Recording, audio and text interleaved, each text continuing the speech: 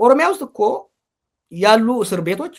በነገራችን ላይ ቅድም ለልደቱ ስለገሩ ነበር ቢሾፍቱ ያለው የልደቱ የተወሰዱት ቤት አለ አይደል የቶርቸር ቻምበር አድርገውታል በትምህርት ቤቶች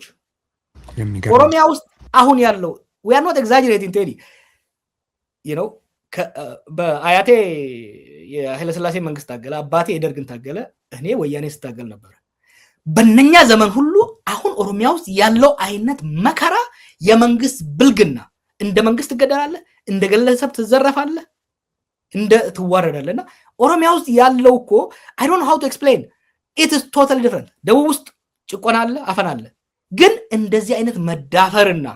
ምክንያቱም አስቀድሞ የተናገሩት ነገር ስለሆነ ኦሮሚያን ረግጠን ከገዛን በኋላ ሌላውን ኦሮሚያ ላይ ቆመን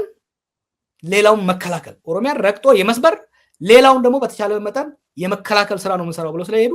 ኦሮሚያ ላይ በጣም ከፍተኛ የማድቀቅና የማውደም ስራ ነው የሰሩት